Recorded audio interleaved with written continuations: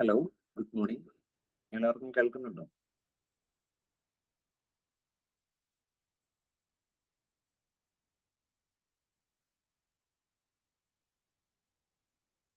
Good morning. എന്റെ screen share ചെയ്തിട്ടുണ്ട്. നിങ്ങൾക്കത് വിസിബിൾ ആണോ?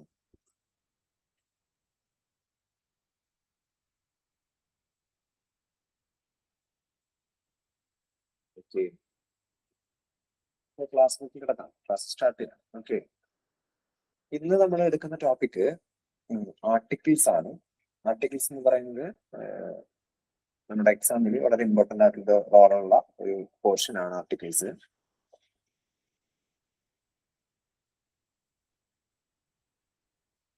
നിങ്ങൾക്ക് പ്രധാനമായിട്ട് അറിയുന്നുണ്ടാവും, മൂന്ന് ടേംസ് ആണ് ആർട്ടിക്കിൾസ് വരുന്നത്. ഏതൊക്കെയാണ്?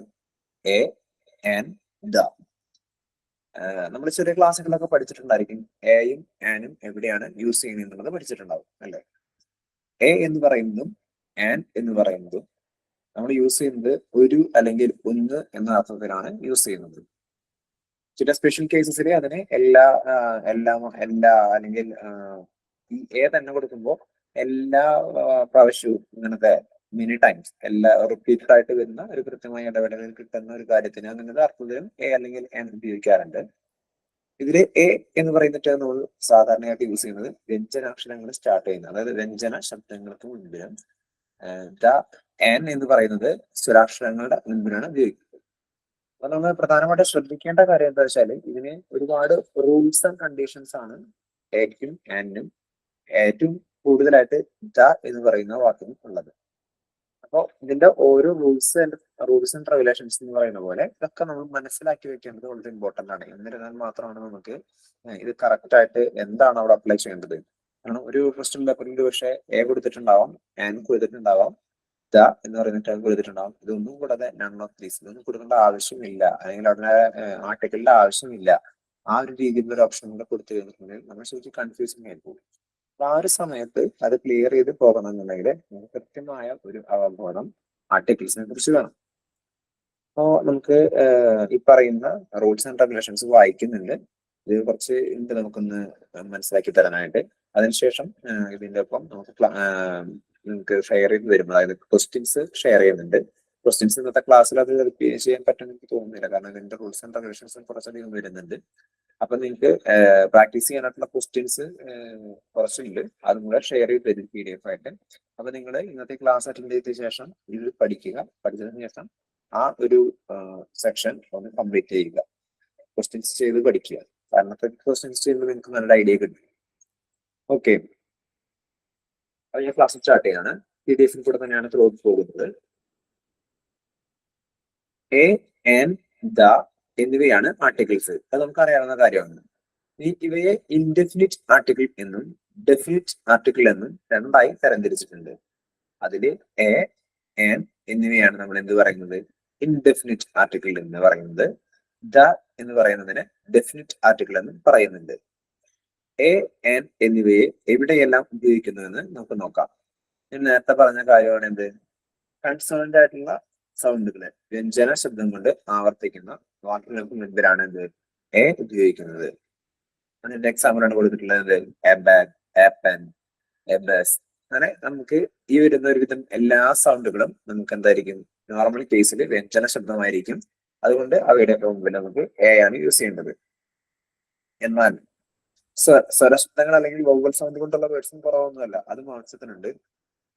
അതിൽ വരുന്നതാണ് എന്തൊക്കെ? An apple, an army, etcetera. Vowel ശബ്ദം കൊണ്ട് ആരംഭിക്കുന്ന വാക്കുകൾക്ക് മുമ്പിലാണ് ആൻ ഉപയോഗിക്കുന്നത്. ഇവിടെ വരുന്ന ഒരു ഡീവിയേഷൻ ഉള്ള ഒരു കേസാണ് ഇവിടെ കൊടുത്തിട്ടുള്ളത്. അത് നമ്മൾ ഒരു വാക്ക് വരുമ്പോൾ കൃത്യമായിട്ട് പ്രൊനൗൺസ് ചെയ്ത് നോക്കണം. പ്രത്യേകിച്ച് ഇങ്ങനത്തെ ഒരു ആർട്ടിക്കിൾ യൂസ് ചെയ്യുന്ന ഒരു കണ്ടീഷനിൽ തരുന്ന ഓപ്ഷൻസ് കുറച്ച് കൺഫ്യൂസിങ് ആയിരിക്കാം ഒരു പക്ഷെ. അത് നമുക്കൊന്ന് ഒന്ന് ശ്രദ്ധിച്ച് വായിച്ചാൽ മാത്രമേ നമുക്ക് ഐഡന്റിഫൈ ചെയ്യാൻ പറ്റുള്ളൂ. ഇത് എ ആണോ, ആൻ ആണോ, അതോ ദ യൂസ് ചെയ്യേണ്ട ആവശ്യമുണ്ടോ, അതൊന്നും കൊടുക്കേണ്ട ആവശ്യമില്ലേ. നമുക്ക് അങ്ങനത്തെ കൺഫ്യൂഷൻ ഉണ്ടാക്കുന്ന വേർഡ്സ് ആണ് കൂടുതലും PSC ഇത്തരത്തിലുള്ള വാക്കുകളിൽ കൊടുക്കാറുള്ളത്. ഇപ്പൊ പുതിയൊരു ട്രെൻഡ് അനുസരിച്ചിട്ട് നമുക്ക് ശരിക്കും പറഞ്ഞു കഴിഞ്ഞാൽ ഒരു ആർട്ടിക്കിൾ അല്ല, രണ്ട് ആർട്ടിക്കിൾ വരുന്ന, അതായത് ഒരു സെന്റൻസിൽ തന്നെ എയോ അല്ലെങ്കിൽ ദായോ അല്ലെങ്കിൽ ഒരു എയും ഒരു ആനും ആ രീതിയിലുള്ള കോമ്പിനേഷൻസ് അപ്ലൈ ചെയ്യേണ്ട കേസസ് ആണ് എക്സാംസിൽ കാണാറുള്ളത്. അപ്പോൾ അങ്ങനത്തെ വരുമ്പോൾ കുറച്ച് ഡെപ്ത് ആയിട്ട് നോളജ് തന്നെ വേണം ആർട്ടിക്കിൾ ഏത് കൊടുക്കണം എന്ന് പറയാനായിട്ട്. ഇവിടെ പറയുന്ന കണ്ടീഷൻ ഇതാണ്: ഹവർ, ഹോണർ, ഹെയർ എന്നിങ്ങനെ. നമ്മൾ പറയുമ്പോഴാണ് ഈ ഹവർ, ഹോണർ, ഹെയർ എന്നൊക്കെ പറയുന്നത്. ഇത് ഒരു റിയൽ കേസിൽ നല്ലൊരു പ്രോപ്പറായിട്ട് പ്രൊനൗൺസിയേഷൻ അറിയാവുന്ന ഒരാൾ ചെയ്യുമ്പോൾ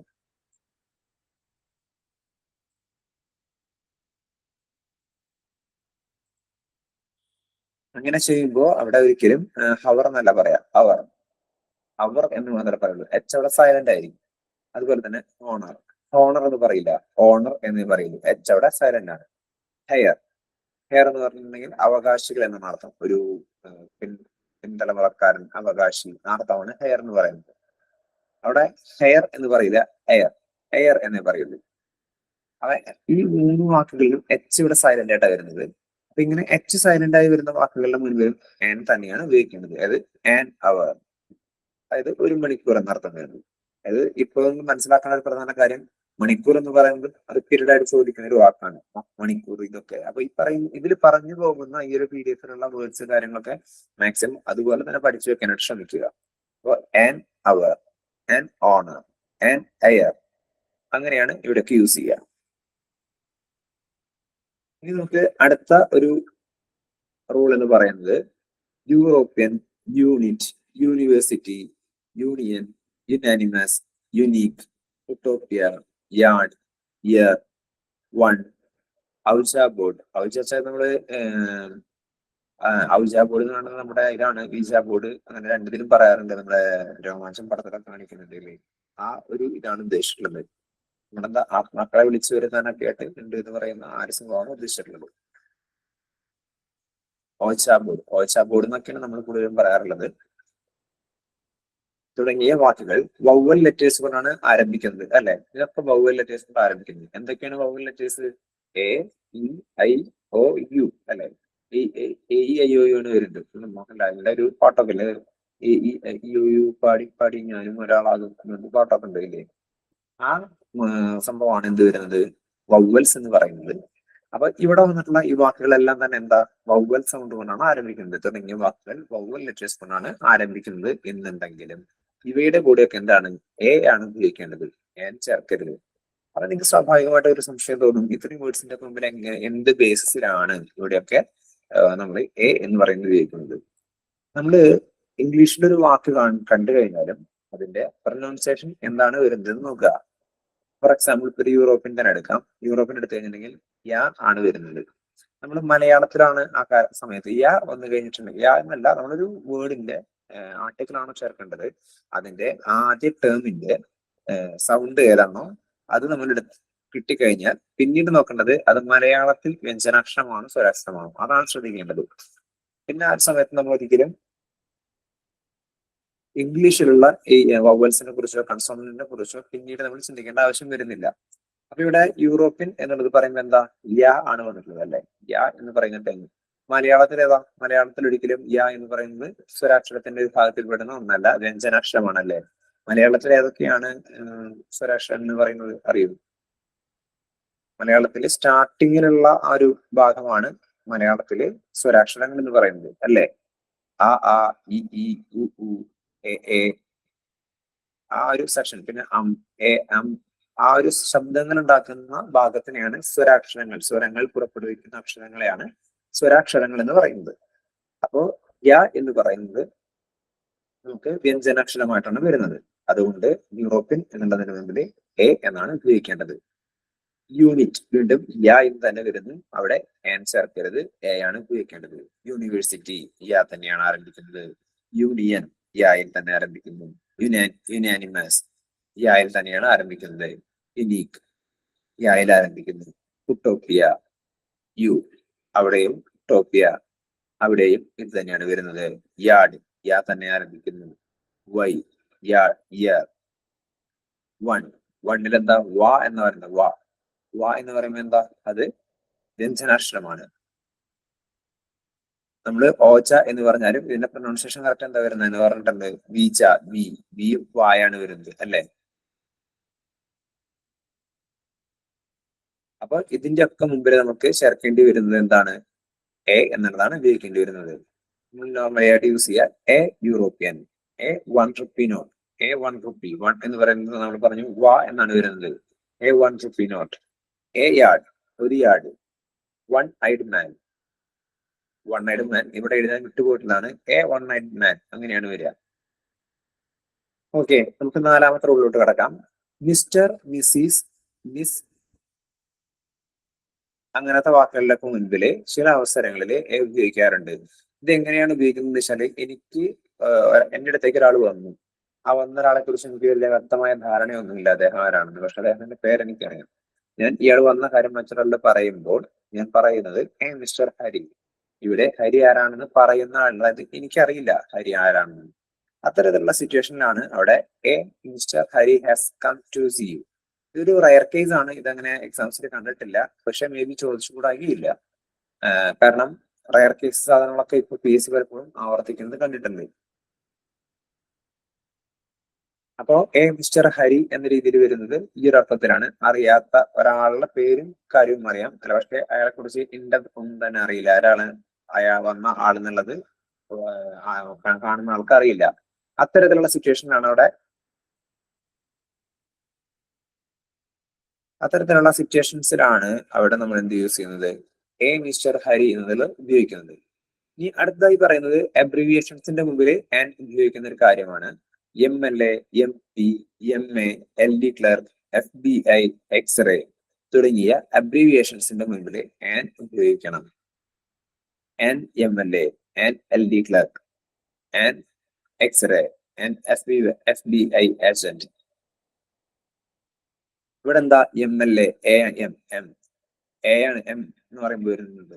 ആ രീതിയിൽ വരുമ്പോൾ ആണ് ഉപയോഗിക്കേണ്ടി വരുന്നത്. LD ക്ലർക്ക്, L എന്നാണ് അല്ലെ, എ ആണ് വരുന്നത്. അതുകൊണ്ടാണ് അവിടെ ആൻ എന്നുള്ളത് ഉപയോഗിക്കുന്നത്. എക്സ്റേ, എക്സ് എന്നാണെങ്കിലും എ എന്നല്ല സ്റ്റാർട്ടിങ്, എക്സ്. അപ്പൊ അങ്ങനെ വരുമ്പോൾ അവിടെ എ ആണ് അവിടെ ഹൈലൈറ്റ് ചെയ്യുന്നത്. അതുകൊണ്ടാണ് അവിടെ ആൻ എന്നത് ഉപയോഗിക്കുന്നത്. ഇതേ രീതിയിൽ തന്നെയാണ് FBI എന്നുള്ളതൊക്കെ വരുന്നത്. പക്ഷെ എക്സ്മസ് എന്നുള്ളത് എഴുതുമ്പോൾ അവിടെ ഒരു ഡീവിയേഷൻ വരുന്നുണ്ട്. അതാണ് പറഞ്ഞിരുന്നത്. എന്നാൽ എൻ എക്സ്മസ് എന്നല്ല എഴുതുക, എ എക്സ്മസ് എന്നാണ് എഴുതേണ്ടത്. അപ്പൊ നിങ്ങൾ ഇത്രയും വേർഡ്സ് പഠിച്ചു വെക്കുക. അതിന്റെ ഒപ്പം തന്നെ ക്രിസ്തുമസിനെ കുറിച്ചൊന്ന് ആലോചിക്കുമ്പോൾ ക്രിസ്തുമസ് എന്ന് പറയുന്നത് എ ക്രിസ്മസ് എന്നാണ് ഉപയോഗിക്കുക. അതായത് എ എക്സ്മസ് എന്നാണ് ഉപയോഗിക്കുക. പിന്നെ അടുത്തതായി വരുന്ന ഒരു കണ്ടീഷനെ കുറിച്ച് പറയുന്നു. ഒരു 1 എന്ന അർത്ഥത്തിലാണ് എ അല്ലെങ്കിൽ ആൻ ഉപയോഗിക്കുക. ക്ലാസ്സിന്റെ സ്റ്റാർട്ടിങ്ങിൽ പറഞ്ഞതാണ്, നമുക്ക് അറിയാവുന്ന ഒരു കാര്യമാണ്. എന്താണ് 1 എന്ന അർത്ഥത്തിലാണ് സാധാരണയായിട്ട് എ അല്ലെങ്കിൽ ആൻ ഉപയോഗിക്കുന്നത്. ഇതേപോലെ തന്നെ ഞാൻ സ്റ്റാർട്ടിങ്ങിൽ പറഞ്ഞ മറ്റൊരു കാര്യമാണ് 7ാമത്തെ റൂളായിട്ട് വന്നിട്ടുള്ളത്. എവരി എന്ന അർത്ഥത്തിലും എ അല്ലെങ്കിൽ ആൻ ഉപയോഗിക്കാറുണ്ട്. കാരണം എന്താ, ഹി ഗെറ്റ്സ് ₹3,000 പെർ, അല്ലെങ്കിൽ ₹3,000 എ മന്ത്. ഇവിടെ ഈ എ മന്ത് എന്ന് പറഞ്ഞാൽ ഒരു മാസം 3000 രൂപ കിട്ടുന്നു എന്നല്ല ഉദ്ദേശിക്കുന്നത്. എല്ലാ മാസവും 3000 രൂപ ആൾക്ക് ശമ്പളമായിട്ടോ മറ്റോ കിട്ടുന്നുണ്ട്. അതാണ് ഹി ഗെറ്റ്സ് ₹3,000 എ മന്ത് എന്ന് പറയുന്നത്. 8ാമത്തെ റൂൾ നോക്കാം. Profession, post, rank, caste, community, religion, nationality തുടങ്ങിയവയ്ക്ക് മുമ്പിൽ എ അല്ലെങ്കിൽ എൻ ഉപയോഗിക്കാറുണ്ട്. പ്രൊഫഷൻ എന്ന് പറഞ്ഞാൽ ജോലി, ജോലിയുമായി ബന്ധപ്പെട്ട് post, rank, caste, community, religion മതപരമായ കാര്യങ്ങൾ, നാഷണാലിറ്റി തുടങ്ങിയവയ്ക്ക് മുമ്പിൽ എൻ ഉപയോഗിക്കാറുണ്ട്. രാജു ഈസ് എ ഡോക്ടർ, പ്രൊഫഷനാണ്. ആം ആൻ IAS ഓഫീസർ, ഒരു പ്രൊഫഷനാണ്. ഹി ഈസ് എ ഹിന്ദു എന്ന മതപരമായ ഒരു കാര്യമാണ്. ഷീ ഈസ് ആൻ ഇന്ത്യൻ, അതെന്താ ഒരു നാഷണാലിറ്റി ബേസ്ഡ് ആയിട്ടുള്ള ഒരു കാര്യമാണ്. അപ്പൊ അത്തരത്തിലുള്ള സന്ദർഭങ്ങളിൽ നമ്മൾ എ അല്ലെങ്കിൽ ആൻ ഉപയോഗിക്കാറുണ്ട്. അടുത്ത് പറയുന്നത് ഒരു വെർബിനെ നൗൺ ആയി ഉപയോഗിക്കുമ്പോൾ അതിന് മുൻപായിട്ട് എ അല്ലെങ്കിൽ ആൻ ഉപയോഗിക്കണം. She has gone for a walk, അവൾ ഒരു നടത്തത്തിന് പോയി. അവൾ നടത്തത്തിന് പോയി എന്നല്ല, ഒരു നടത്തത്തിന് എന്ന രീതിയിലാണ് അവിടെ ഉപയോഗിക്കുക.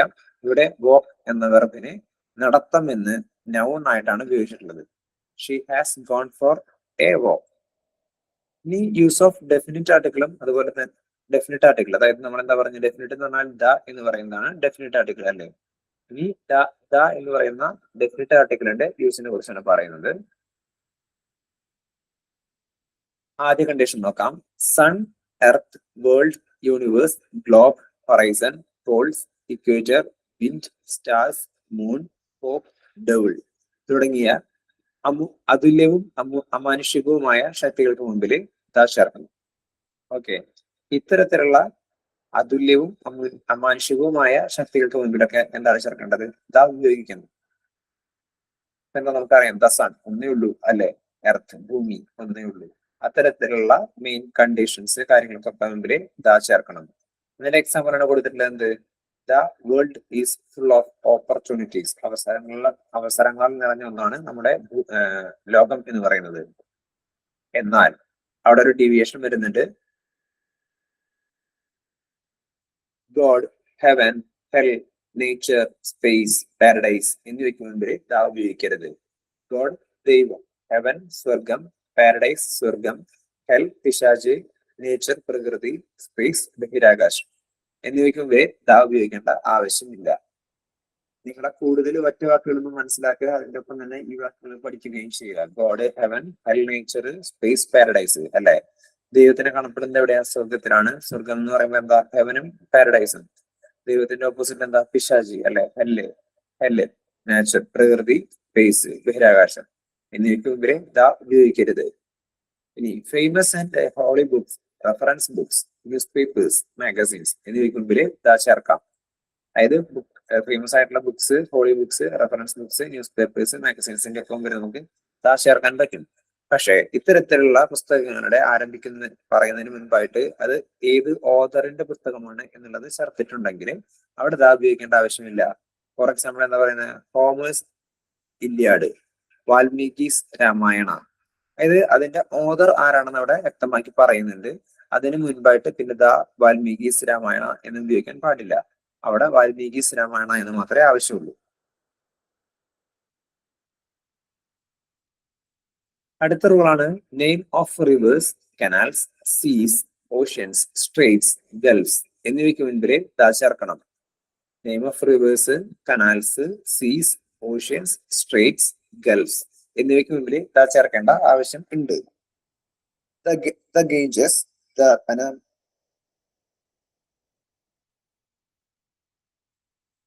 the Panama Canal, the Arabian Sea, the Indian Ocean, the Park Strait, the Persian Gulf.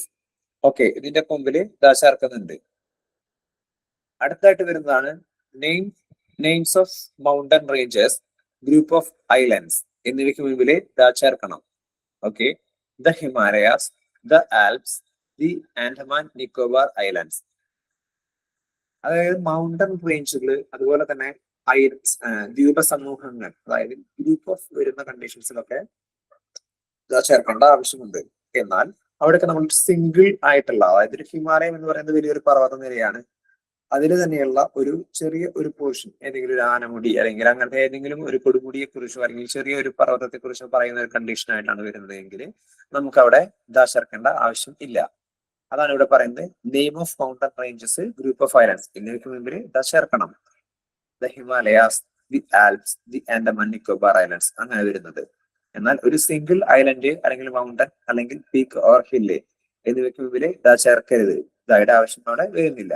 Sri Lanka, Everest, Anamudi അങ്ങനെയാണ് ഉപയോഗിക്കുന്നത്.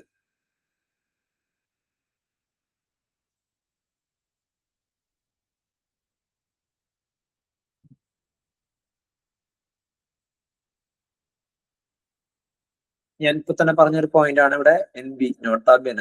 ഓക്കെ, നോട്ടാ ബെന എന്ന രീതിയിൽ ഇവിടെ കൊടുത്തിട്ടുള്ളത്. ദ്വീപ സമൂഹത്തിന്റെ മുൻപിൽ ദാ ചേർക്കണം, എന്നാൽ ദ്വീപിന്റെ മുൻപിൽ ദാ ചേർക്കേണ്ട ആവശ്യം വരുന്നില്ല. പർവ്വതനിരയുടെ മുൻപിൽ ദാ ചേർക്കണം, എന്നാൽ പർവ്വതത്തിന്റെ മുൻപിൽ ദാ ചേർക്കേണ്ട ആവശ്യം വരുന്നില്ല. ഓക്കെ, നമ്മൾ 5ാമത്തെ റൂളിലോട്ട് കടക്കുകയാണ്.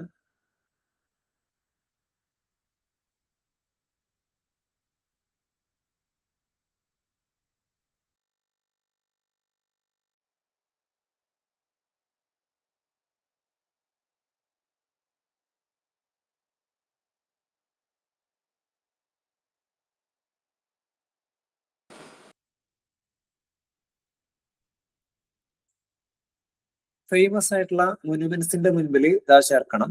മൊനുമെന്റ്സ് എന്ന് പറഞ്ഞിട്ടുണ്ടെങ്കിൽ എന്താ? നമുക്ക് സ്മാരകങ്ങൾ എന്ന രീതിയിലാണ് വരുന്നത് മൊനുമെന്റ്സ് എന്ന് പറയുന്നത്.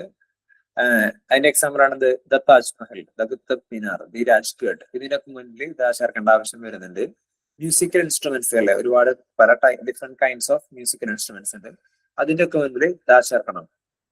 The tabla, the piano, the violin, the keyboard. Okay, അങ്ങനെ മ്യൂസിക്കൽ ഇൻസ്ട്രുമെന്റ്സ് വരുന്ന കണ്ടീഷൻസിലെല്ലാം തന്നെ ദാ ഉപയോഗിക്കുന്നുണ്ട്. അടുത്ത് സൂപ്പർലേറ്റീവ് ഡിഗ്രീസിന്റെ മുൻപിൽ ദാ ചേർക്കണം. സൂപ്പർലേറ്റീവ് ഡിഗ്രീസ് ഇട്ടാ, സൂപ്പർലേറ്റീവ് ഡിഗ്രീസിന്റെ മുൻപിൽ ദാ ഉപയോഗിക്കുന്നുണ്ട്. Hari is the best student അല്ലെ, ദ ബെസ്റ്റ് സ്റ്റുഡന്റ് എന്നാണ് ഉപയോഗിക്കുക. He is the tallest of all, അതായത് എല്ലാവരുടെക്കാളും ഉയരമുള്ളതാണ് അവൻ, അതായത് ഹി ഈസ് ദ ടോളസ്റ്റ്. അപ്പോ അത്തരത്തിലുള്ള സൂപ്പർലേറ്റീവ് ഡിഗ്രീസിന്റെ മുൻപിൽ ദാ ചേർക്കുന്നുണ്ട്. പിന്നെ വരുന്നതാണ് എന്ത്, ഓർഡിനൽ നമ്പേഴ്സിന് മുൻപിലും ദാ ചേർക്കണം. എന്താണ് ഓർഡിനൽ നമ്പേഴ്സ്? ഓർഡിനൽ നമ്പേഴ്സ് എന്ന് പറയുമ്പോൾ വരുന്നതാണ് first rank, second rank, third place എന്നൊക്കെ പറയും, മൂന്നാം സ്ഥാനം, അങ്ങനത്തെ കാര്യങ്ങളെയാണ് ഓർഡിനൽ നമ്പേഴ്സ് എന്നുകൊണ്ട് ഉദ്ദേശിക്കുന്നത്. അപ്പൊ അത്തരത്തിലുള്ള ഓർഡിനൽ നമ്പേഴ്സ് വരുന്ന കണ്ടീഷൻസിലും അവിടെ നമ്മള് ദാ ചേർക്കുന്നുണ്ട്. അടുത്ത് പറയുന്നതാണ് എന്ത്, ഡിസേർട്സ്, ഷിപ്സ്, ട്രെയിൻസ്, ഹോട്ടൽസ് തുടങ്ങിയവയുടെ മുമ്പിൽ ദാ ചേർക്കണം. The Thar dessert, the Titanic, the Taj hotel. അങ്ങനെ വരുന്ന ഇത്തരത്തിലുള്ള ട്രെയിൻസ്, ഹോട്ടൽസ്, ഷിപ്സ്, ഡിസേർട്ട് ഇവയുടെ മുമ്പിലെല്ലാം തന്നെ ദാ ചേർക്കേണ്ടതുണ്ട്. ഇത് നിങ്ങൾക്ക് ഇപ്പൊ കേൾക്കുമ്പോൾ ഒരുപാട് ബോറിംഗ് ആയിട്ട് തോന്നുന്നുണ്ടാവും. കാരണം എന്താ വെച്ചാല് എല്ലാം ഡീവിയേഷൻ, ഇങ്ങനെ ഓരോ റൂൾസ് ആയിട്ട് ഇങ്ങനെ പറഞ്ഞു പോയിക്കൊണ്ടിരിക്കുകയാണ്. ശരിക്കും നിങ്ങൾ ഇതിന്റെ റൂൾസ് ഒന്ന് മനസ്സിലാക്കാൻ ശ്രമിച്ചു കഴിഞ്ഞിട്ടുണ്ടെങ്കിൽ നിങ്ങൾക്ക് അതിനൊരു ബെനിഫിറ്റ് ഉണ്ടാവും എക്സാമില്. കാരണം ഒരു 10-25 റൂൾസ് വരുന്നുണ്ട്. ഈ റൂൾസ് എല്ലാം തന്നെ ഒന്ന് മനസ്സിലാക്കി കഴിഞ്ഞിട്ടുണ്ടെങ്കിൽ, ഇത് നിങ്ങൾ 2-3 ടൈംസ് ഒന്ന് റിപ്പീറ്റഡ് ആയിട്ട് വായിച്ചു കഴിഞ്ഞിട്ടുണ്ടെങ്കിൽ ഓരോന്നും എന്താണ് ഡിനോട്ട് ചെയ്യുന്നത് കറക്റ്റ് ആയിട്ട് ഐഡിയ കിട്ടും.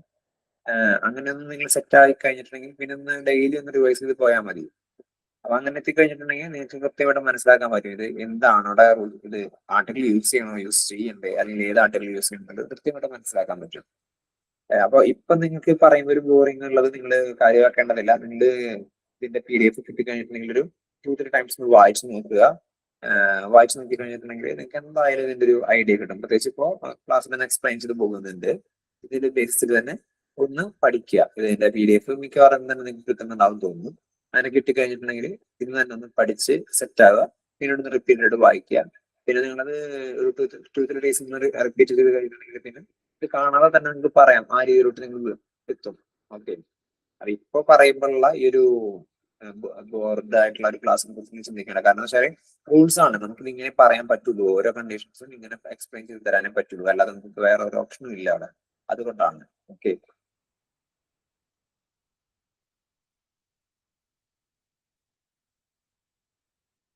പദവികൾക്ക് മുൻപില് അല്ലെങ്കിൽ ടൈറ്റിൽസിന്റെ മുമ്പിൽ ദ ചേർക്കേണ്ട ആവശ്യം വരുന്നുണ്ട്. അതാണ് എന്ത് പറയുന്നത്, the president, the secretary, the director, അത്തരത്തിലുള്ള വാക്കുകൾ അവിടെ ഉപയോഗിക്കുന്നത്. അപ്പൊ പദവികളുടെ മുമ്പിൽ ദ ഉപയോഗിക്കുന്നുണ്ട്. പിന്നെ വരുന്ന കണ്ടീഷനാണ് എന്ത്, സ്റ്റേറ്റിന്റെ ബ്രാഞ്ചസിന്റെ മുൻപില് ദ ചേർക്കേണ്ട ആവശ്യമുണ്ട്. സ്റ്റേറ്റിന്റെ ബ്രാഞ്ചസ് എന്ന് പറയുന്നതൊക്കെയാ ലെജിസ്ലേച്ചർ, ദ ജുഡീഷ്യറി, കോടതി വിഭാഗത്തിനെയാണ് ജുഡീഷ്യറി എന്ന് ഉദ്ദേശിക്കുന്നത്. ദ എക്സിക്യൂട്ടീവ്, അത്തരത്തിലുള്ള കാര്യങ്ങൾ വരുമ്പോൾ അതിന്റെ എല്ലാം തന്നെ മുൻപിൽ എന്ത് യൂസ് ചെയ്യുന്നുണ്ട്, ദാ ഉപയോഗിക്കുന്നുണ്ട്. പിന്നെന്താ, ഗവൺമെന്റ് ഡിപ്പാർട്ട്മെന്റ്സിന്റെ മുൻപിലും ദാ ചേർക്കുന്നുണ്ട് അല്ലെ. The department of revenue, the department of finance, അങ്ങനെ ഗവൺമെന്റ് ഡിപ്പാർട്ട്മെന്റ്സുകളുണ്ട്. ഈ ഡിപ്പാർട്ട്മെന്റ്സിന്റെ എല്ലാം തന്നെ മുൻപിൽ ദാ ഉപയോഗിക്കും.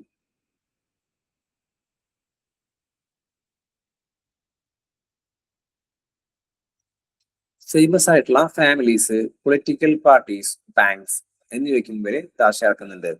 എന്തൊക്കെയാണ് അവിടെ വരുന്നത്, ഫേമസ് ആയിട്ടുള്ള ഫാമിലീസ് ഇപ്പോ ഗാന്ധീസ് ഫാമിലി, അതുപോലെ നെഹ്റു ഫാമിലി, ഇതൊക്കെ എന്താ ഫേമസ് ആയിട്ടുള്ള ഫാമിലീസ് ആണ് അല്ലെ. നമ്മുടെ ഇന്ത്യയെ സംബന്ധിച്ചിടത്തോളം ഫേമസ് ആയിട്ടുള്ള ഫാമിലീസ് ആണ്. അപ്പൊ അതുകൊണ്ട് അതിന്റെ ഒക്കെ മുൻപിൽ the Gandhi's, the Nehru's, the labour party, the south Indian bank et cetera. ഇവിടെ അതൊക്കെയല്ലേ പറഞ്ഞത്, ഫേമസ് ഫാമിലീസ്, പൊളിറ്റിക്കൽ പാർട്ടീസ്, ബാങ്കുകൾ ഇതിനെല്ലാം തന്നെ മുൻപിൽ നമ്മൾ ദാ ചേർക്കുന്നുണ്ട്. അടുത്തായിട്ട് പറയുന്ന കണ്ടീഷനാണ് മോർണിംഗ്, ആഫ്റ്റർനൂൺ, ഈവനിങ് എന്നിവയ്ക്ക് മുൻപില് ദാ ചേർക്കുന്നുണ്ട്. ഓക്കെ, എന്തൊക്കെയാണ് മോർണിംഗ്, ഈവനിങ്, ആഫ്റ്റർനൂൺ എന്നിവയുടെ മുൻപില് ദാ ചേർക്കുന്നുണ്ട്. എന്താണ് എക്സാമ്പിൾ പറഞ്ഞിട്ടുള്ളത്, the sun rises in the morning അല്ലെ. The sun rises in the morning ആണെങ്കിൽ എന്ന് പറയാം the sun sets in the evening അല്ലെ. സൂര്യൻ ഉദിക്കുന്നത് രാവിലെയാണ്, സൂര്യൻ അസ്തമിക്കുന്നത് ഈവനിങ്ങിലാണ്. അപ്പോ അത്തരത്തിലുള്ള കാര്യങ്ങളിൽ മോർണിംഗ്, ആഫ്റ്റർനൂൺ, ഈവനിങ് എന്ന് പറയുന്ന ഒരു ദിവസത്തിന്റെ വ്യത്യസ്തങ്ങളായ സമയങ്ങളെ ഇൻഡിക്കേറ്റ് ചെയ്യുമ്പോൾ അതിന്റെ മുൻപിലും ദാ ചേർക്കുന്നുണ്ട്. പിന്നെ വരുന്നതാണ് നെയിം ഓഫ് ഇൻവെൻഷൻസിന്റെ മുൻപിൽ ദാ ചേർക്കുന്നുണ്ട്. എന്തെങ്കിലും കണ്ടുപിടുത്തങ്ങളുടെ മുൻപിലും ദാ ഉപയോഗിക്കുന്നുണ്ട്. അതിന്റെ എക്സാമ്പിൾ ആണ് എന്ത്? John Baird invented the television. Television കണ്ടുപിടിച്ചത് ജോൺ ബേഡ് ആണ്. അവിടെ invented the television. Marconi invented the radio. Radio കണ്ടുപിടിച്ചത് ആരാ? മാക്രോണിയാണ് റേഡിയോ കണ്ടുപിടിച്ചത്. Marconi invented the radio. ഒരു സിംഗുലർ നൗണോ അഡ്ജക്റ്റീവോ ഒരു വർഗത്തെ മുഴുവൻ പ്രതിനിധീകരിക്കുകയാണെങ്കിൽ അവയ്ക്ക് മുൻപിൽ ദാ ചേർക്കണം. ഒരു സിംഗുലർ നൗൺ അല്ലെങ്കിൽ ഒരു അഡ്ജക്റ്റീവ് ഒരു വർഗത്തിനെ മുഴുവനായിട്ട് റെപ്രസെന്റ് ചെയ്യുന്ന ഒരു കണ്ടീഷൻ ഉണ്ടെങ്കിൽ അതിനു മുൻപിലും എന്ത് ചെയ്യേണ്ട ആവശ്യമുണ്ട്? അവിടെ നമ്മൾ ദാ ചേർക്കേണ്ട ആവശ്യമുണ്ട്. അതിന്റെ എക്സാമ്പിൾ ആണ് ഇവിടെ കൊടുത്തിട്ടുള്ളത്. The cow is a useful animal. Cow ഒരു യൂസ്ഫുൾ ആയിട്ടുള്ള എനിമൽ ആണ് അല്ലേ? ദ കൗ എന്ന് പറയുന്നത് ഇവിടെ എന്താ ഉദ്ദേശിച്ചിട്ടുള്ളത്? കൗ എന്നത് സിംഗുലർ ആണ്, എന്നാൽ പശു എന്ന വർഗത്തെ മുഴുവനായിട്ടും റെപ്രസെന്റ് ചെയ്യാനായിട്ടാണ് ഇവിടെ യൂസ് ചെയ്തിട്ടുള്ളത്. പക്ഷെ അവിടെ ഒരു ഡീവിയേറ്റഡ് കണ്ടീഷൻ വരുന്നുണ്ട്. The cows R useful animals എന്ന് എഴുതാൻ പാടില്ല. അവിടെ എന്താ എഴുതുക? അങ്ങനെ വരേണ്ട കണ്ടീഷനിൽ കൗസ് ആർ യൂസ്ഫുൾ എനിമൽ, പശുക്കൾ ഉപകാരമുള്ള ഒരു എനിമൽസ് ആണ്, അങ്ങനെയാണ് പറയാം. ഒരു വിഭാഗത്തിനെ കുറിച്ച് മുത്തദർ പറയുമ്പോഴാണ് എന്ത് പറയുന്നത്? കൗ ഈസ് എ യൂസ്ഫുൾ എനിമൽ എന്നുള്ളത് പറയുന്നത്.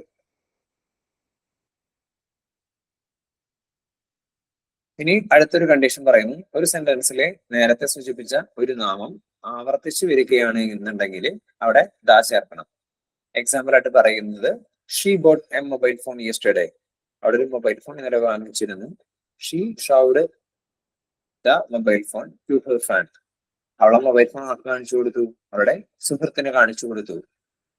അപ്പൊ എന്താ? രണ്ടാമതും ആ മൊബൈൽ ഫോണിനെ കുറിച്ച് പ്രതിപാദിക്കുമ്പോൾ അതാണ് പറഞ്ഞത്. ഒരു സെന്റൻസിൽ നേരത്തെ സൂചിപ്പിച്ച ഒരു നാമം ആവർത്തിച്ച് വരികയാണ് എന്നുണ്ടെങ്കിൽ അവിടെ ദാ ചേർക്കണം. അതുകൊണ്ടാണ് ഇവിടെ ദാ ചേർത്തിട്ടുള്ളത് മൊബൈൽ ഫോണിന്റെ ഒപ്പം. ഫസ്റ്റ് സെന്റൻസിൽ ദാ ചേർക്കുന്നില്ല, അവിടെ ഒരു മൊബൈൽ ഫോൺ വാങ്ങിയെന്നേ പറയുന്നുള്ളൂ. സെക്കൻഡ് സെന്റൻസിലാണ് പറഞ്ഞിട്ടുള്ളത് she showed the mobile phone to her front.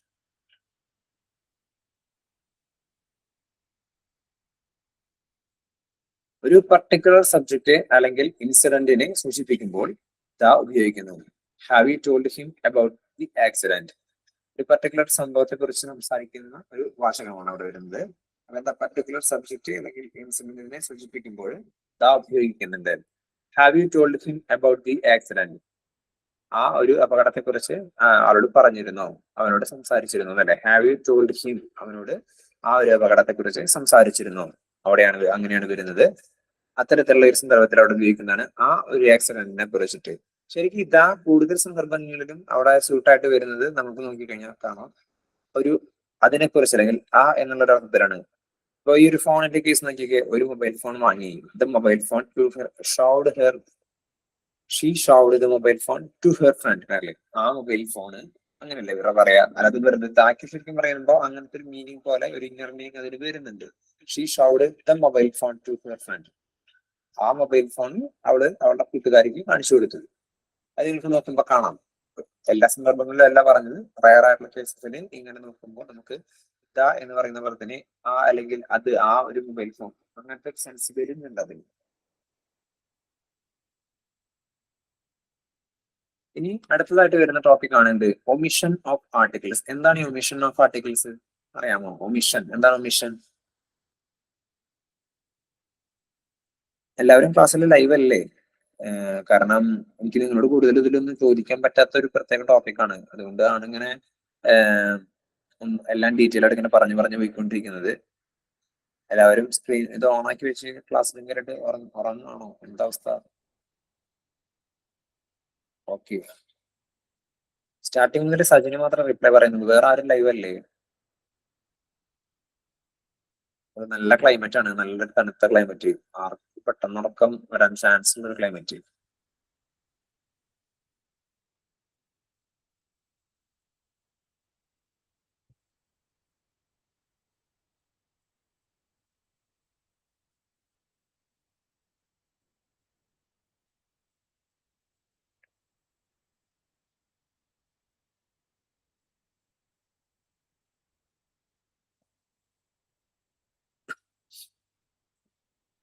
Omission of articles എന്ന് പറയുമ്പോൾ നമ്മളിവിടെ ഉദ്ദേശിക്കുന്നത് വേറൊന്നുമല്ല, ഒമിഷൻ എന്ന പദം കൊണ്ട് ഉദ്ദേശിക്കുന്നത് ആവശ്യമില്ലാത്ത അല്ലെങ്കിൽ ഒഴിവാക്കേണ്ട ഒരു അർത്ഥമാണ് ഒമിഷൻ എന്ന് പറയുന്ന പദത്തിനുള്ളത്. ഇവിടെ ഒമിഷൻ ഓഫ് ആർട്ടിക്കിൾസ് എന്ന് പറയുമ്പോൾ എന്താ, ആർട്ടിക്കിൾസ് ഉപയോഗിക്കേണ്ടാത്ത സാഹചര്യങ്ങളെ പറ്റിയിട്ടാണ് ഇനിയിപ്പോൾ പരാമർശിക്കാൻ പോകുന്നത്, അല്ലെ. No articles is used before proper nouns. Proper ആയിട്ടുള്ള നൗൺസ് വരുമ്പോൾ അതിന്റെ മുൻപിൽ നമുക്ക് ആർട്ടിക്കിൾസ് യൂസ് ചെയ്യേണ്ട ആവശ്യം വരുന്നില്ല. എന്താ, ഒരാളുടെ പേര് രാമു, ബാലു. ഇവിടെ നമ്മൾ ആദ്യം പറഞ്ഞൊരു കണ്ടീഷനിൽ ഇത് പറഞ്ഞായിരുന്നു, എന്താ, മിസ്റ്റർ ഹരി. അതുപോലെയല്ല വന്നിട്ടുള്ളത്. ജസ്റ്റ് ഒരാളുടെ ഒരു പേര് വരികയാണെങ്കിൽ അവിടെ നമുക്ക് ആർട്ടിക്കിൾസ് യൂസ് ചെയ്യേണ്ട ആവശ്യം വരുന്നില്ല. എന്നാൽ ഒരു പ്രോപ്പർ നൗണിനെ മറ്റൊന്നായി ഉപയോഗിക്കുമ്പോൾ അവിടെ ചേർക്കേണ്ട ആവശ്യം വരുന്നുണ്ട്. ഒരു പ്രോപ്പർ നൗണിനെ മറ്റൊന്നുമായിട്ട് ഉപമിക്കുമ്പോൾ അവിടെ ചേർക്കണം. എന്താണ്, AR Raja Raja Varma is the Panini of Malayalam. അതായത് ഒരാളെ കുറിച്ചിട്ടല്ല ഒരാളെ കുറിച്ചാണ് പറയുന്നത്, പക്ഷെ അയാളിനെ വേറെ ആൾക്കൊരു ടേം ഉണ്ട്, ഒരു പേര് വരുന്നുണ്ട്. അത്തരത്തിലുള്ള ഒരു വേറെ ഒരു ജോയിൻ ചെയ്യുന്ന സിറ്റുവേഷനിലാണ് അവിടെ ദ ഉപയോഗിക്കുന്നത്. AR Rajavarma is the Panini of Malayalam grammar. Malayalam ഗ്രാമറിന്റെ പാണിനി എന്നറിയപ്പെടുന്നത് രാജരാജവർമ്മയാണ്.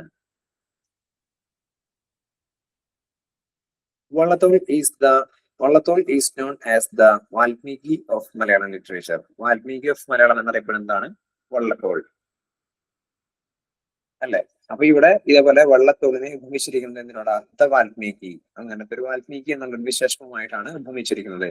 അതുകൊണ്ട് അതിനു മുൻപായിട്ട് അവിടെ ദ വരുന്നുണ്ട്. ഇനി അടുത്തായി വരുന്നതാണ് ഇത്, no article is used before the names of substances and abstract nouns used in a general sense. അതായത് ആർട്ടിക്കിൾ ഉപയോഗിക്കാത്ത ഒരു സിറ്റുവേഷനിൽ എന്ത്, names, substances and abstract nouns അങ്ങനത്തെ സാധനങ്ങൾ വരുമ്പോൾ, സബ്സ്റ്റൻസുകൾ, അബ്സ്ട്രാക്ട് നൗൺസ്, അതിന്റെ ഒക്കെ മുൻപിൽ നമ്മൾക്കവിടെ ഇത് യൂസ് ചെയ്യേണ്ട ആവശ്യം വരുന്നില്ല.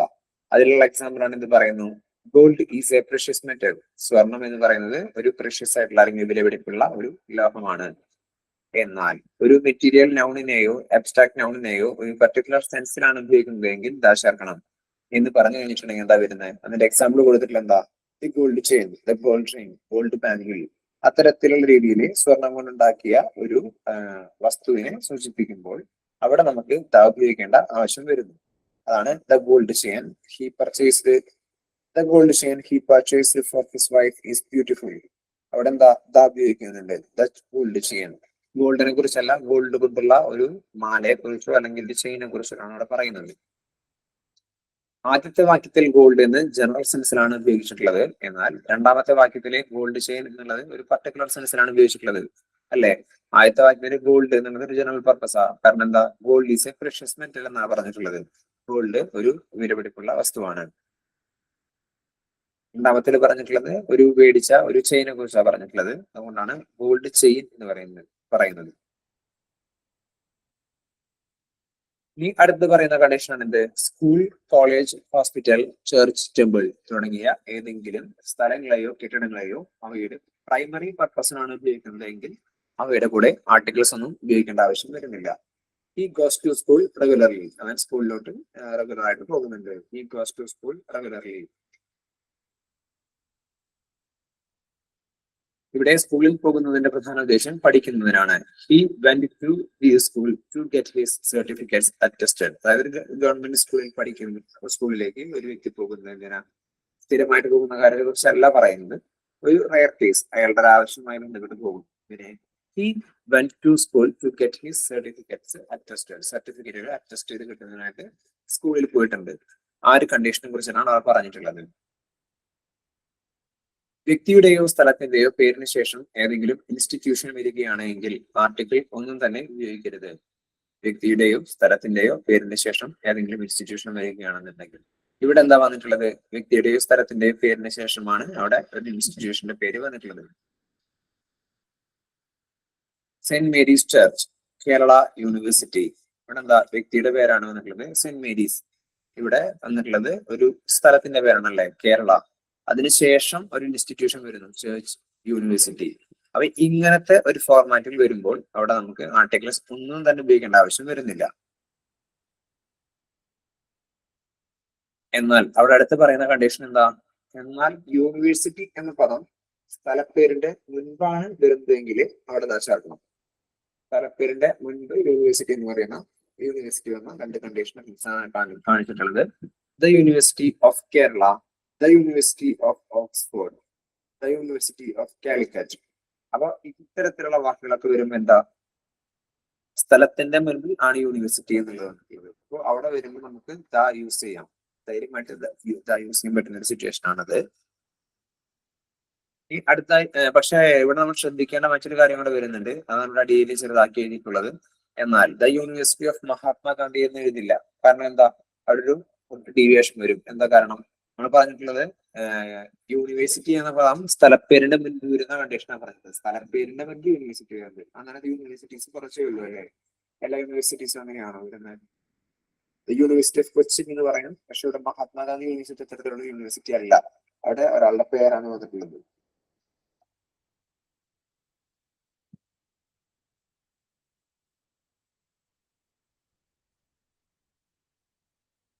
അപ്പോ അങ്ങനെ ഇവിടെ പേര് വന്നിട്ടുള്ളത് കൊണ്ട് അവിടെ നമുക്ക് ദ യൂണിവേഴ്സിറ്റി ഓഫ് മഹാത്മാഗാന്ധി എന്ന് എഴുതാനായിട്ട് പറ്റില്ല. അടുത്ത് പറയുന്നത് കോണ്ടിനൻസ്, കൺട്രീസ്, സിറ്റീസ് എന്നിവയ്ക്ക് മുമ്പ് ആർട്ടിക്കിൾസ് ചേർക്കരുത്. കോണ്ടിനൻസ് അതായത് ഭൂഖണ്ഡങ്ങൾ, കൺട്രീസ് രാജ്യങ്ങൾ, സിറ്റികൾ എന്നിവയുടെ മുൻപിൽ ആർട്ടിക്കിൾസ് ചേർക്കരുത്. യൂറോപ്പ്, ഇന്ത്യ, ബോംബെ എക്സെട്ര ഇതിനൊക്കെ മുമ്പിൽ അങ്ങനെ തന്നെയാണ് വെക്കേണ്ടത്. അവിടെ ആർട്ടിക്കിൾസ് യൂസ് ചെയ്യേണ്ട ആവശ്യം വരുന്നില്ല. എന്നാൽ രാജ്യത്തിന്റെ പേരിനൊപ്പം യുണൈറ്റഡ്, റിപ്പബ്ലിക്, കിങ്ഡം എന്നിവയിൽ ഏതെങ്കിലും വരികയാണെങ്കിൽ അവിടെ ഒരു ദാ ചേർക്കാം. കാരണം അതൊരു ഗ്രൂപ്പിനെ ഉദ്ദേശിച്ചാണ് പറയേണ്ടത്. United, United Arab Emirates, European republic, European അങ്ങനത്തെ ഒരു ഗ്രൂപ്പ് ഓഫ് കൺട്രീസിനെ ശരിക്കും വരെ ഉൾക്കൊള്ളുന്നുണ്ട്. ആഫ്രിക്കൻ യൂണിയൻ, ഇതൊക്കെ ഒരു ഗ്രൂപ്പ് ഓഫ് കൺട്രീസാണ്. അത്തരത്തിലുള്ള സന്ദർഭങ്ങൾ വരുമ്പോൾ അവിടെ നമുക്ക് ദാ ചേർക്കാവുന്നതാണ്.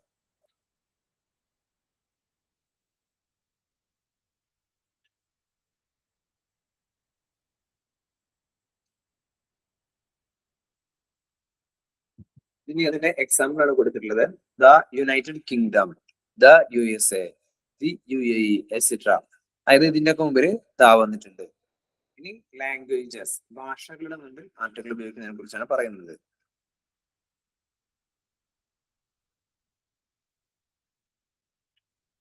നോർമലി ഇംഗ്ലീഷ് എന്ന് പറഞ്ഞു കഴിഞ്ഞാൽ എന്താ വരുന്നത്? ഇംഗ്ലീഷ് എന്ന് പറഞ്ഞു കഴിഞ്ഞിട്ടുണ്ടെങ്കിൽ ഇംഗ്ലീഷ് ഭാഷ എന്നുള്ളതാണ് അർത്ഥമാക്കുന്നത്. പക്ഷെ അതേസമയം അവിടെ ദ ഇംഗ്ലീഷ് എന്നാണ് ഉപയോഗിച്ചിട്ടുള്ളത് എന്നുണ്ടെങ്കിൽ ഇംഗ്ലീഷുകാരെ കുറിച്ചാണ് പറയുന്നത്.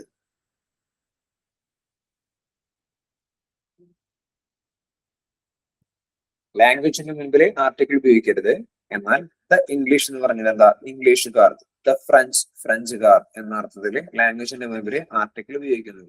The English left India in 1947.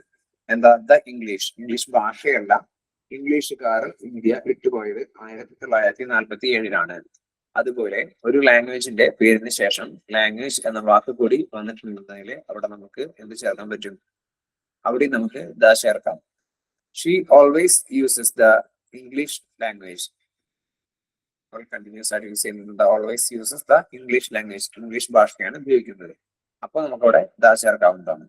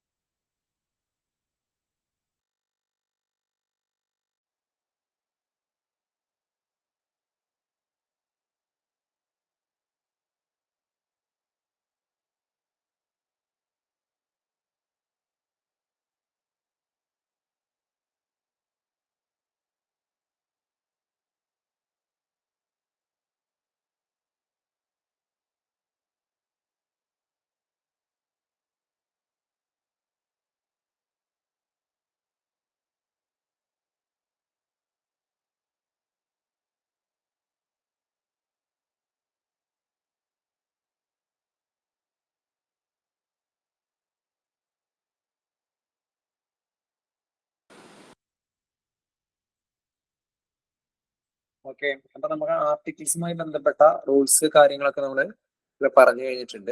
ഇത് നമുക്ക് ഏകദേശം ഒരു ആറ് റൂൾസ് ആണ് ഒമിഷൻ ഓഫ് ആർട്ടിക്കിൾസുമായി ബന്ധപ്പെട്ട് വരുന്നത്. അതുപോലെ തന്നെ നോർമൽ, എ അല്ലെങ്കിൽ എൻ, ദ ഇതൊക്കെ ഉപയോഗിക്കേണ്ട കണ്ടീഷൻസിനെ കുറിച്ച് പറയുന്നത് ഒരു 18ഓളം റൂൾസ് വരുന്നുണ്ട്. ഇതിൽ 18ൽ കുറെ റൂൾസ് നമുക്ക് അറിയാവുന്നതാണ്. എ എൻ എവിടെയൊക്കെ ഉപയോഗിക്കുന്നു, ഒരു എന്ന അർത്ഥത്തിൽ ഉപയോഗിക്കുന്നുണ്ട്, അതുപോലെ തന്നെ എല്ലാ എന്ന അർത്ഥത്തിൽ യൂസ് ചെയ്യുന്നുണ്ട്. അതായത് എ മന്ത് എന്ന് പറഞ്ഞിട്ടുണ്ടെങ്കിൽ എല്ലാ മാസവും എന്നുള്ള അർത്ഥത്തിലാണ് അവിടെ വരുന്നത്. അത്തരത്തിലുള്ള കണ്ടീഷൻസ് ആണ് വരുന്നത്. പിന്നെ ബാക്കിയുള്ള കണ്ടീഷൻസിൽ ദ യൂസ് ചെയ്യണോ ചെയ്യണ്ടേ എന്നുള്ള കാര്യങ്ങളൊക്കെ അത് നമുക്ക് മനസ്സിലാവും. ഓക്കെ, അപ്പൊ നിങ്ങൾ ഇതുമായി ബന്ധപ്പെട്ട ഈ ഒരു PDF ഡീറ്റെയിൽ ആയിട്ട് പഠിക്കുക, ഇതിന്റെ കാര്യങ്ങൾ മനസ്സിലാക്കുക. ആർട്ടിക്കിൾസുമായി ബന്ധപ്പെട്ട മെയിൻ റൂൾസ് ആണ് പറഞ്ഞു കഴിഞ്ഞത്. ഇനി ഇതിന്റെ ഞാൻ പറഞ്ഞല്ലോ, ഇതിൽ കുറച്ച് പ്രാക്ടീസ് ചെയ്യാനായിട്ടുള്ള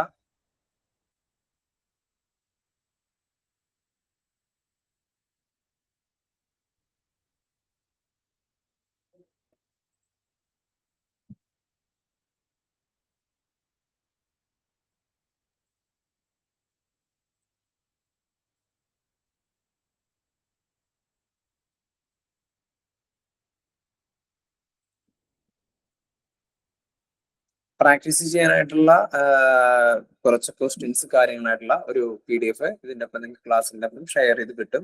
അപ്പൊ നിങ്ങൾ അതെന്തായാലും ഇതുമായി ബേസ് ചെയ്തിട്ട് ആൻസർ ചെയ്ത് നോക്കണം. ഇനി ജസ്റ്റ് ഒരു ഇമ്പോർട്ടന്റ് ആയിട്ടുള്ള കുറച്ച് ഇഡിയംസ് ആൻഡ് ഫ്രേസസ് എന്നുള്ള പോർഷൻ വരുന്നുണ്ട് നമ്മുടെ എക്സാമിൽ.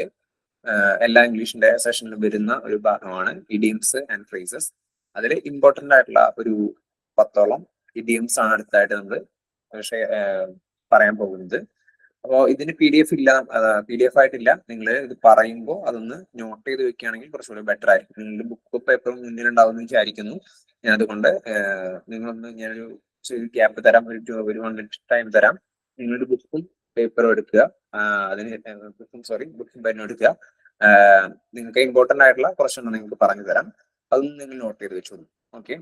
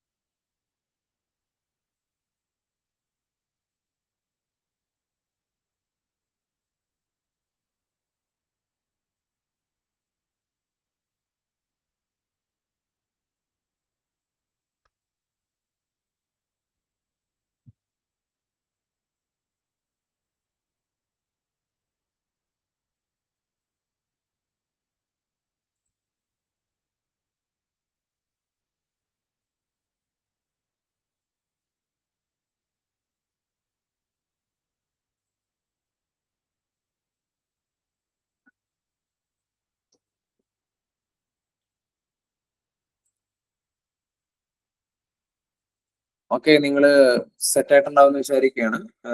നമുക്ക് ഇഡിയംസ് ആൻഡ് ഫ്രേസസ് നോക്കാം. ഇഡിയംസ് ആൻഡ് ഫ്രേസസിൽ ഫസ്റ്റ് വൺ എഴുതിക്കോളൂ കേട്ടോ. ഞാനിവിടെ നിങ്ങൾക്ക് മെസ്സേജ് ബോക്സിൽ നിങ്ങൾക്ക് ടൈപ്പ് ചെയ്ത് അയക്കുന്നുണ്ട്. നിങ്ങൾക്ക് അത് കണ്ടു കഴിഞ്ഞിട്ടുണ്ടെങ്കിൽ അതിന്റെ സ്പെല്ലിംഗ് കാര്യങ്ങൾ നിങ്ങൾക്ക് അത് മനസ്സിലാക്കാൻ പറ്റും. ഫസ്റ്റ് വൺ ടച്ച് കറേജ് എന്നാണ്. Touch courage.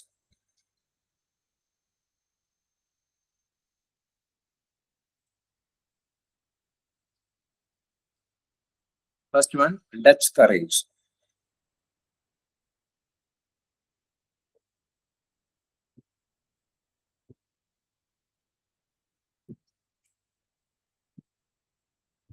ടച്ച് കറേജ് എന്ന് പറഞ്ഞു കഴിഞ്ഞാൽ എന്താ?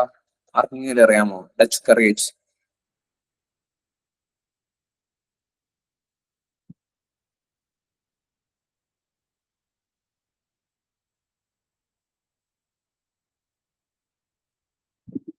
നിങ്ങൾ ഇത് നോട്ട് ചെയ്യുന്നുണ്ടാവും എന്ന് ഞാൻ വിശ്വസിക്കുന്നു. ആരെങ്കിലും റിപ്ലൈ പറയുകയാണെന്നുണ്ടെങ്കിൽ കുറച്ച് ഹെൽപ്ഫുൾ ആയിരിക്കും. യെസ് നോ നിങ്ങളുടെ ഭാഗത്ത് നിന്നുണ്ടെങ്കിൽ എനിക്കൊന്ന് ഐഡന്റിഫൈ ചെയ്യാം. നിങ്ങൾ അത് നോട്ട് ചെയ്യുന്നുണ്ട് നിങ്ങൾക്ക് കാര്യം. ഓക്കെ, ടച്ച് കറേജ് എന്ന് പറഞ്ഞു കഴിഞ്ഞിട്ടുണ്ടെങ്കിൽ മദ്യപിക്കുമ്പോൾ ഒരാൾക്ക് കിട്ടുന്ന ഒരു കോൺഫിഡൻസ്, അതിനെയാണ് ശരിക്കും പറഞ്ഞു കഴിഞ്ഞാൽ ടച്ച് കറേജ് എന്നുകൊണ്ട് ഉദ്ദേശിക്കുന്നത്. The courage shown when one is drink. ഒരാൾ മദ്യപിച്ചു കഴിഞ്ഞിട്ടുണ്ടെങ്കിൽ അല്ലെങ്കിൽ എന്തെങ്കിലും അങ്ങനത്തെ ആൽക്കഹോളിക് ആയിട്ടുള്ളതോ അല്ലെന്നുണ്ടെങ്കിൽ വൈൻ അങ്ങനത്തെ ഒക്കെ കാര്യങ്ങൾ യൂസ് ചെയ്ത് കഴിഞ്ഞാൽ കിട്ടുന്ന ആ ഒരു കോൺഫിഡൻസ് അല്ലെ, മദ്യപിച്ചു കഴിഞ്ഞാൽ എപ്പോഴും എന്തായിരിക്കും, ഔട്ട്സ്പോക്കൺ ആയിരിക്കും അല്ലെ. അത്തരത്തിലുള്ള സമയത്ത് ഒരാൾക്ക്, ഒരു വ്യക്തിക്ക് ആർജിക്കുന്ന ആ ഒരു കറേജിനെയാണ് ഡച്ച് കറേജ് എന്നുള്ളതുകൊണ്ട് ഉദ്ദേശിക്കുന്നത്.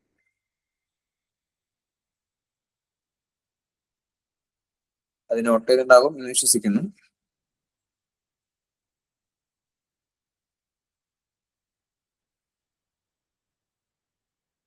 അടുത്തത് നോട്ട് ചെയ്തോളൂ, ബ്ലാക്ക് ഔട്ട്.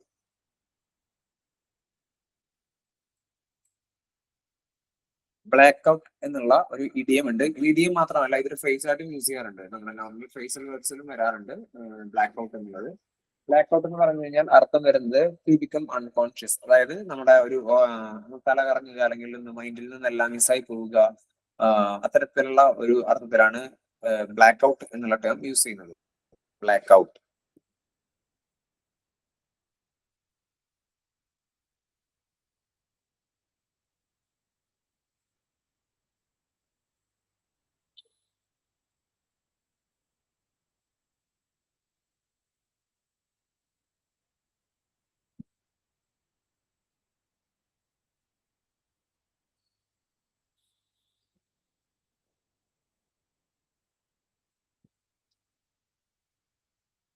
അടുത്തതാണ് ബേക്കേഴ്സ് ഡസൻ. നോർമലി ഡസൻ എന്ന് പറഞ്ഞു കഴിഞ്ഞാൽ എത്രയാ? ഡസൻ, ഡസൻ എന്ന് പറയുമ്പോൾ എത്ര ആണ് ഉദ്ദേശിക്കുന്നത്? ഡസൻ.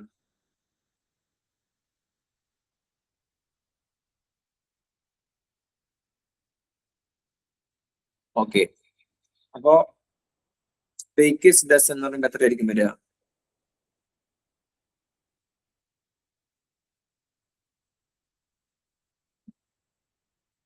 Baker's dozen. നിങ്ങൾ എന്തായാലും ഇത് നോട്ട് ചെയ്ത് വെച്ചോളൂ. ബേക്കേഴ്സ് ഡസൻ എന്നുള്ള ടേം, ബേക്കേഴ്സ് ഡസൻ എന്ന് പറഞ്ഞു കഴിഞ്ഞാൽ 13 എന്നാണ് അർത്ഥം വരുന്നത്. 13. Okay, baker's dozen 13.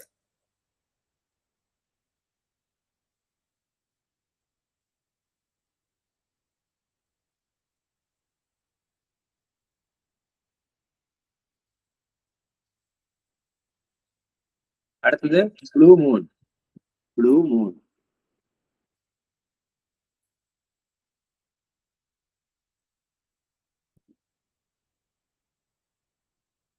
Blue moon എന്ന് പറഞ്ഞാൽ അർത്ഥം എന്തായിരിക്കും വരിക?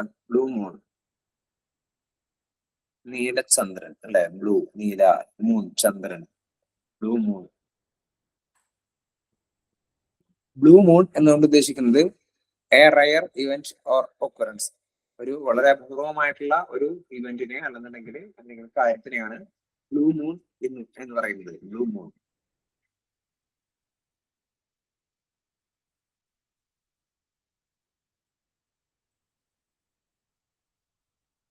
അടുത്ത ടേമാണ് ക്യൂർ ഫിഷ്.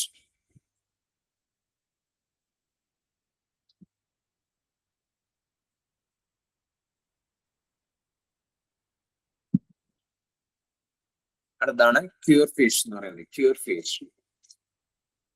എന്താണ് ക്യൂർ ഫിഷ്?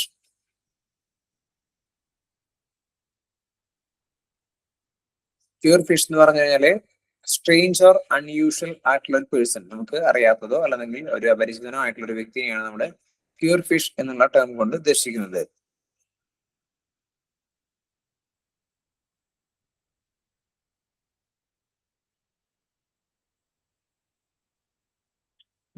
ഓക്കെ, അടുത്തത് സ്വാൻ സോങ്.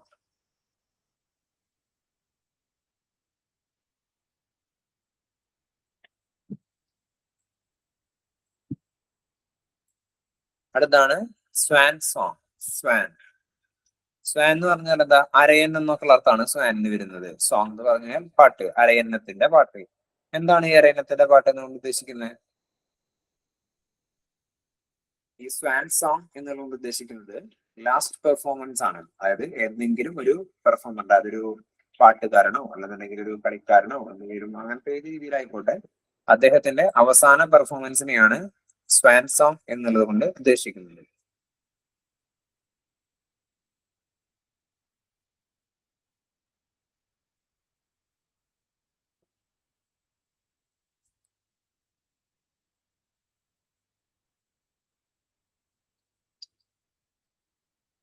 അടുത്ത ഒരു ടേം ആണ് ചിക്കൻ ഹാർട്ടഡ്. ചിക്കൻ ഹാർട്ടഡ് എന്ന് പറഞ്ഞാൽ എന്താ? ചിക്കൻ ഹാർട്ടഡ് അല്ലെങ്കിൽ ചിക്കൻ ഹാർട്ട് എന്നൊക്കെ പറയും. അതെന്താ വരുന്നത്? ചിക്കൻ എന്ന് പറഞ്ഞാൽ കോഴിക്കുഞ്ഞ് എന്നുള്ള പേര് വരുന്നുണ്ട്. ചിക്കൻ, കോഴിക്കുഞ്ഞുങ്ങളുടെ മനസ്സ് എന്ന് പറയുമ്പോൾ എന്താ?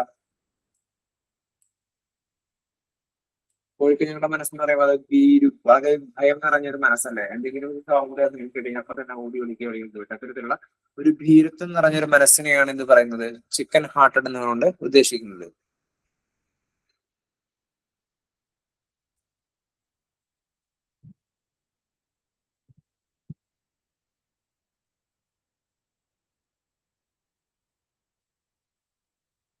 ഓക്കെ, അപ്പോ ഇന്നിപ്പോ നിങ്ങൾക്ക് പറഞ്ഞു തന്നിട്ടുള്ള ഈ ഇത്രയും വേർഡ്സ്, അതായത് ഇഡിയംസ് ആൻഡ് ഫ്രേസസ് റിപ്പീറ്റഡ് ആയിട്ട് PSC എക്സാംസിന് ചോദിച്ചിട്ടുള്ളതാണ്. ഞാൻ ഇത്തരത്തിലുള്ള മെയിൻ ആയിട്ടുള്ള കാര്യങ്ങൾ ഇനി കളക്ട് ചെയ്ത് വെക്കാം, എന്നിട്ട് നിങ്ങൾക്ക് ഇനി വരുന്ന ക്ലാസ്സസിൽ ഷെയർ ചെയ്യാം. അപ്പൊ എന്തായാലും ഇന്നിപ്പോ നിങ്ങൾക്ക് പറഞ്ഞു തന്നിട്ടുള്ള ഈ ഒരു ഇത് നിങ്ങൾ കൃത്യമായിട്ട് നോട്ട് ചെയ്ത് വെക്കുക. അതുപോലെ തന്നെ ആർട്ടിക്കിൾസിന്റെ ഡിഫറൻസ് ആയിട്ടുള്ള റൂൾസ് ആൻഡ് റെഗുലേഷൻസും പറഞ്ഞിരുന്നു, അതും മനസ്സിലാക്കുക. തുടർന്ന് നിങ്ങൾക്ക് പ്രാക്ടീസ് ചെയ്യാനുള്ള ക്വസ്റ്റ്യൻസ് ഷെയർ ചെയ്യും. ഓൾറെഡി ഷെയർ ചെയ്ത് കൊടുത്തിട്ടുണ്ട്, അത് നിങ്ങൾക്ക് ഗ്രൂപ്പിൽ ഷെയർ ചെയ്യുമ്പോൾ നിങ്ങൾ പഠിക്കുക. അതിനുശേഷം പ്രാക്ടീസ് ക്വസ്റ്റ്യൻസ് അറ്റൻഡ് ചെയ്യുക. പ്ലസ് ഇന്നത്തെ ഇഡിയംസ് ഒക്കെ റിപ്പീറ്റഡ് ആണ്, അതുകൊണ്ട് തന്നെ ഇമ്പോർട്ടൻസ് വളരെ കൂടുതലാണ്. അപ്പൊ ഇവർക്ക് ഇന്നത്തെ ക്ലാസ് മനസ്സിലായി കാണും എന്ന് ഞാൻ വിശ്വസിക്കുന്നു. ഓക്കെ അല്ലേ? ക്ലാസ് എന്തായാലും നിങ്ങൾക്ക് കൂടുതലായിട്ടും ഒരു ബോറിംഗ് രീതിയിലൊക്കെ ഒരു പക്ഷെ തോന്നി കാണാം. കാരണം എന്താ വെച്ചാൽ ആർട്ടിക്കിൾസ് എന്ന് പറയുന്നത് വളരെ ചെറിയൊരു 3 വേർഡ്സ് മാത്രമേ ഉള്ളൂ. പക്ഷെ അത് അപ്ലൈ ചെയ്യേണ്ടി വരുന്ന സിറ്റുവേഷൻസ് എന്ന് പറയുന്നത് കുറച്ച് മനസ്സിലാക്കിയിട്ട് അപ്ലൈ ചെയ്യണം. എന്നിരുന്നാൽ മാത്രമേ അത് കറക്റ്റ് ആവും. അപ്പൊ അതുകൊണ്ട് കുറെ കാര്യങ്ങൾ നിങ്ങൾക്ക് റിപ്പീറ്റഡ് ആയിട്ട് പറയുകയും അതുപോലെ തന്നെ ഒരു വിരസത ഒരു പക്ഷേ ഫീൽ ചെയ്തിട്ടുണ്ടാവാം. അതില് വേറെ ഒന്നും ചെയ്യാൻ ഒരു രക്ഷയില്ല നമുക്ക്, അതുകൊണ്ടാണ്. അപ്പൊ എനിവേ നിങ്ങൾക്ക് ക്ലാസ് അതർവൈസ് ഓക്കെ ആയിരിക്കും എന്ന് വിശ്വസിക്കുന്നു. എനിവേ ഏവർക്കും ഒരു ശുഭദിനം ആശംസിക്കുന്നു. Thank you.